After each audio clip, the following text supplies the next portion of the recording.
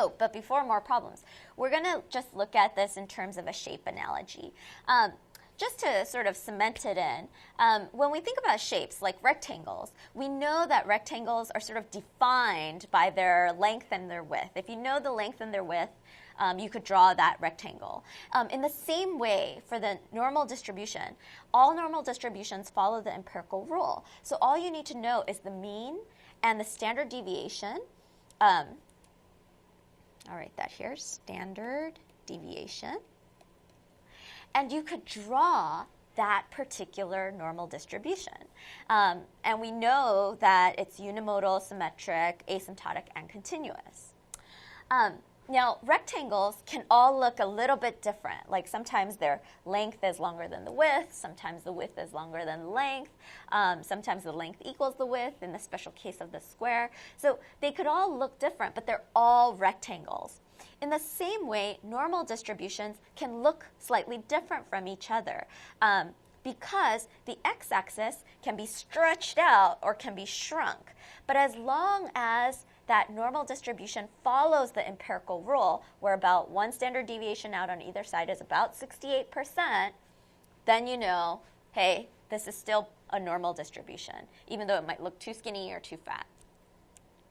So what can you find out when you know rectangles, right? Well, if you have the area and the width, so let's say you have this and this, you could find out the length, right? Because they have these relationships with each other. Same thing with perimeter. If you know the perimeter and let's say the length, then you could figure out the width, right? And these are what we call constraints. They constrain the system. They're like these little boundaries, and so you sort of can bounce within the boundaries and figure out the things that are missing. In the same way, when you have normal distributions, you could bounce from probability to raw score because they have this relationship, and that relationship, the one that you know for now, is called the empirical rule. Now, we've only covered knowing the relationship between probability and score only when they're at even intervals away, right? So like 1 standard deviation, 2 standard deviation, 3 standard deviations. But right now we don't know how to get probabilities when it's like 1.5 standard deviations away, right? And that's what we'll cover in the next lesson. Now let's go on to some problems. Okay, so example 1. Using the empirical rule, what percentage of values in a standard normal distribution fall below the z-score of negative 1, or what falls above a z-score of negative 1? And although we haven't quite covered the standard normal distribution yet, let's assume that it's the normal distribution we've been talking about. We'll define it in the next lesson. It's actually when you don't know any of the values and you just know the z-scores or the or what we call the standard deviations, right? So that's what the z-score is.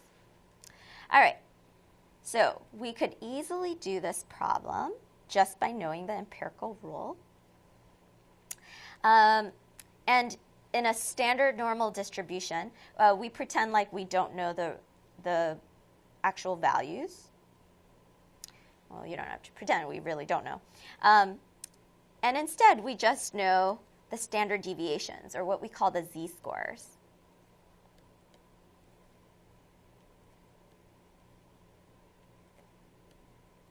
Okay. Now, what they want to know is what percentage of values fall below a z-score of negative 1.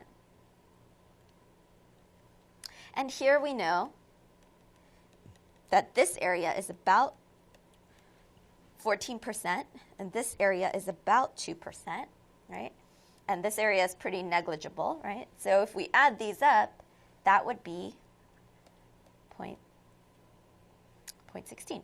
So that, to write it in sort of formal algebraic expression, is P, where Z is less than negative 1, equals 0.16. Now, once you know this, now it's asking, what about above a z-score of negative 1? So now it's talking about this area. Well, there's two ways you could do this.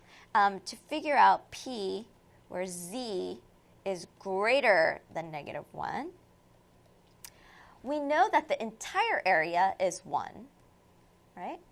And we could just subtract out this red part, 0.16, right? We could just do that. And we know that that will end up with this area, which will then be 0.84. There is another way we could do this. What we could do is add up this part over here, which we know is exactly half of the normal distribution, so 0.5, and then add to it this little part right here, which we know is 34%. So when we add those together, so we could do 34, and that also gives us 84% of the curve, right? And so those are just two different ways of doing it, either way, whatever your preference. Okay, so here's another example. Using the empirical rule, what percentage of values in a standard normal distribution fall below the z-scores, or standard deviations, of -1 and 2? So let's draw it out again. It's nice to sketch it so that you know like where you're headed. Here's 0, and what we need is between the standard deviation of -1 and 2. So once again, there's multiple ways you could find this out. Probably a really simple and sort of straightforward way is knowing, so P, we're really trying to find out P where X or Z lies in between -1 and 2. And what we really could do is add up all of these separate little probabilities. So probability between -1 and 0, and add that with the probability between 0 and 1, and add that to the probability between 1 and 2, right? We could just add those all up. And that would be 34, 34, and 14, right? So 34, 34, and 14, right? And that would give us 68, 70, 82. 82% of the curve. That's one way of doing it. Another way you could possibly do this is, one way is, I just know that this is 2%, right? So I could deduce that from this whole thing being 50%, I could just subtract that 2 and get 48. And so I could actually just do 34 plus 0.48. And that gives me the same answer of 82%, right? So just different ways of cutting this up, figuring out the distributions. Some of you may just memorize that the middle part between -1 and 1 is 68, so then it will be 68 plus 14, right? So either way you want to do it, but the point is I want to show you there's lots of different ways you could cut this up. You want to think of these normal distributions as like sort of break-offable, like, like a chocolate piece or something, where you could just break it off in lots of different ways and add them together again in lots of different ways. All right, so example 3, what is this problem missing? And sketch and find what is missing. Now we know that there's only 2 things that could be missing in the problems that we've introduced so far. One is probability, that could be missing, or the value, the boundary. All right, so it says, given a normal distribution with a mean of -25 and a standard deviation of 10, find where the middle 95% of values will lie. So right now we have the probability here, right?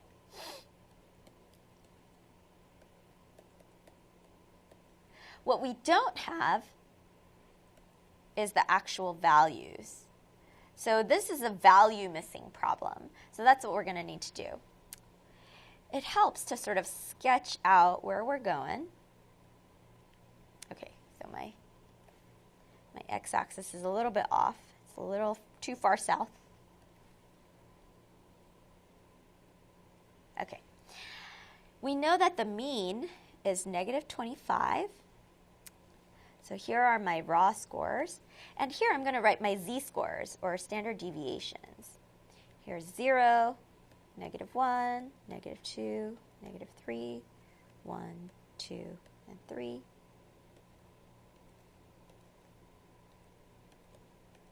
And we're trying to find the middle 95%.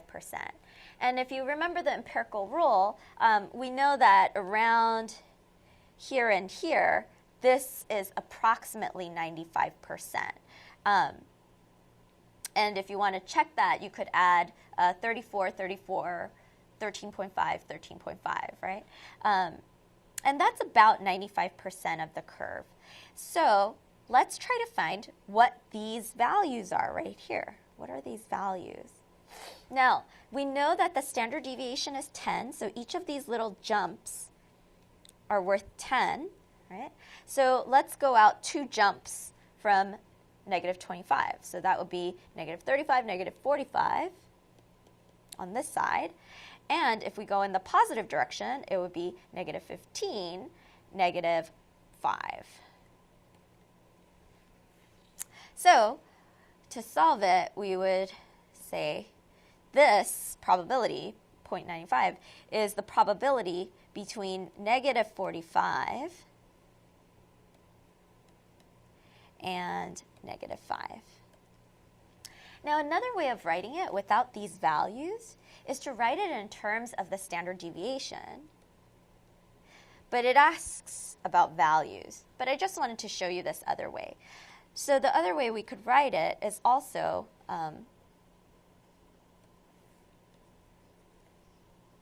like this. So what z-scores does the middle 95% cover? And that would be between 2 and negative 2. Note that the 45 corresponds to negative 2, and the negative 5 corresponds to positive 2, just like here. Right? So that's the nice thing. There are these relationships between the raw scores and the z-scores, and we're going to get more into that in the next lesson. Now here's example 4. What is this problem missing? Sketch and find what is missing. Given a normal distribution with a mean of 46.4,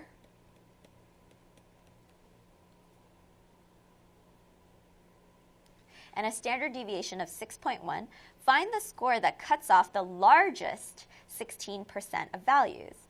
So this one gives us, again, the probability, and we need to find the score, or the value. So we know that the missing thing is the missing score. Now, using our empirical rule, we could find what that 16% is. Here's my raw scores, and here are my z-scores, or standard deviations. And since I'm looking for the top 16%, I need to go on this side. 0, 1, 2, 3. And we know that this is about 14%, and this is about 2%. So here's my elusive 16%, right?